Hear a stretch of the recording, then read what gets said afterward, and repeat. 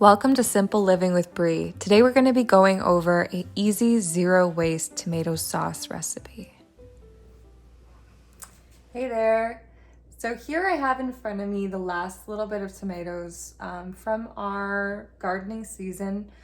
We made probably about 4 to 5 batches of tomato sauce, and these are the last few tomatoes that I have that took their sweet time to ripen.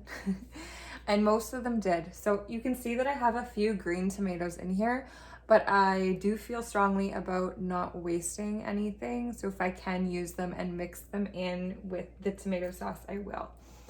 So the idea behind today's video is making a tomato sauce with zero waste. So typically what we would do, and most of the videos on YouTube would tell you, would be to first off blanch these tomatoes. So you're going to boil them and then flash cool them so that the skins come off. And most of the videos tell you that you don't want the skin in your tomato sauce. But I'm doing this video because I do feel strongly about not wasting anything if there's no need to. And what I did is I started making tomato sauce with the skins on them and then using a food processor at the end of it all and just giving it a quick spin and blending up any of the bigger chunks of the tomatoes. And I found that it worked absolutely perfect. I don't notice a difference. It's absolutely fine. So I'm here to spread the word that you don't need to first off go through all that extra work of removing the skins on your tomatoes, and also that you don't have to waste them as well. So they're perfectly fine in your sauce. They hold a whole bunch of different vitamins and nutrients that your body needs, and there's no reason that we need to not use them in our sauce. So I'll get going. What I'll start doing is removing any of the green tops of the tomatoes, and I'll cut them in bigger chunks. So since we're using the food processor, we don't need to worry about any big chunks of skin or anything like that. So I cut like something this size into 2. And then from there, everything's gonna go into the pot. I'm gonna add onions, I'm gonna add garlic and some salt, pepper, stuff like that. You don't have to worry about spicing it up too much or adding too much flavor, unless you want to, of course, but you're gonna be using this for a variety of different dishes, and you want it to maybe have a more neutral taste so that when you add it to the certain dishes for your dinners or your lunches or whatever, then you can add your certain flavors at that point. So I'll get going and then I'll show you once they're all chopped in the pot, and then I'll show you the process after, and it's super, super easy. All right, so I have, you can see here without this really bright light. There we go. So I've chopped all the tomatoes, mostly like halved them. So like I was saying before, I didn't worry about any of the skins, and I also didn't core them. So a lot of the tomatoes I had a few like slicer types, but I had also a lot of, this is a sauce tomato, so it's more of like a Roma style. So you can see kind of like the top of it, so where the stem came out of the tomato, it's not that large. So this doesn't bother me. If it does bother you, you can cut them off. Some of the larger tomatoes, if it was really like a big ugly spot, I did cut it off. And then I left all of my onions in big chunks, have some garlic in here, but I also have powdered garlic as well because I love garlic. And again, I'm not worried about the size of everything. Once it starts boiling and everything becomes soft, I'm gonna run my little hand blender through it. So I call it a food processor. You can call it whatever you want. But I'll show you that in a little bit once it starts boiling. Something key is once this starts to boil, you want to be around to stir it quite frequently. So my first batch, I'd walk away and I'd do some other stuff and come back, and I'd have like burnt flakes in here that I had to pick out, which was monotonous. So be careful that it doesn't burn.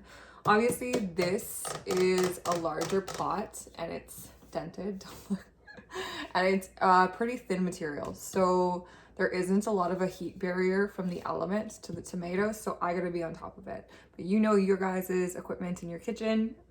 Just follow along with whatever you think or seem fit. So on top of this, I'm going to add, this is pink Himalayan sea salt, and sprinkle it on top. I'll mix it in after, I'm not too worried about it.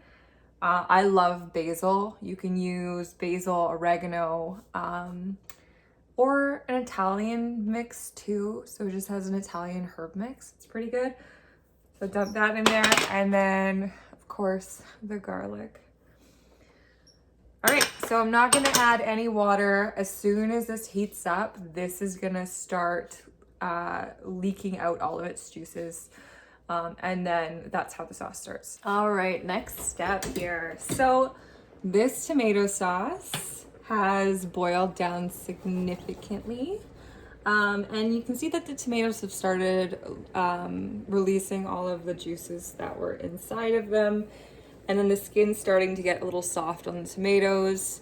So this is the point where I run, and I have this hand blender here.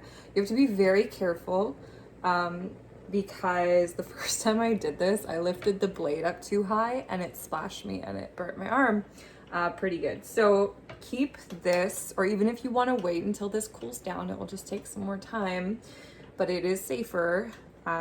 So put this in, and you're gonna keep it lower, and you're just gonna give it a couple pulses. You might have to do this a couple times to make sure you get all of the big chunks. So I'll do this up and then I'll show you what it looks like after it's all blended.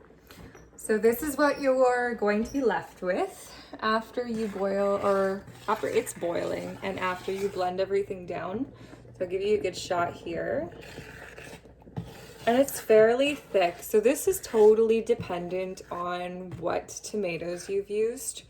If you use a more liquidy tomato, so usually any of the bigger varieties or the slicers, you'll have more like the juicy factor. So when you boil them down, it will release more of the juices into your sauce. So it will take longer to boil down. In this batch here, there's a lot of the Roma style, so it's all meat pretty much, and not a lot of like the seeds and the juice inside. So here, I'm gonna turn it right down, maybe like a little bit under medium, and I'm gonna stir every once in a while, and I don't wanna cover it because I want all the water that's in here to evaporate. I did a batch maybe a month ago, and it was really, really watery. It took hours and hours to boil down. The last one I did probably took about an hour and a half. And a good indication that it's done, and I'll show you after this, is when it's visually thick, and also when the bubbles come up when it's boiling. It'll almost like pop, and then you'll have sauce spitting everywhere. So it's a mess, but that's a pretty good indication that it's getting there. So this is still boiling down, as you can see, but it's getting fairly close. So as I stir, I still gotta blend it one more time. You can see that the boil, like the bubbles that come through, are starting to spit up the liquid. So that's your first indication that it's starting to thicken up. And there's no rules to this. You know, like this is pretty thick and chunky to me. And what I'll do is I'll freeze it, and whatever dish you put it in, if you have to boil it down a little bit more, you can. But these are the containers that I ended up freezing them in. And then I just toss them in the freezer, and it's really, really easy. You don't have to worry about pressure canning. So I did do a couple batches of canning. I ran out of jars and I had extra room in the freezer, so I ended up just freezing them, which is perfectly fine as well. All right, well, thank you everybody for watching this video. I really appreciate it. If you have any more tips that you want to add, please go for it, and then like and subscribe if you enjoyed this video. Thank you. Have a great day.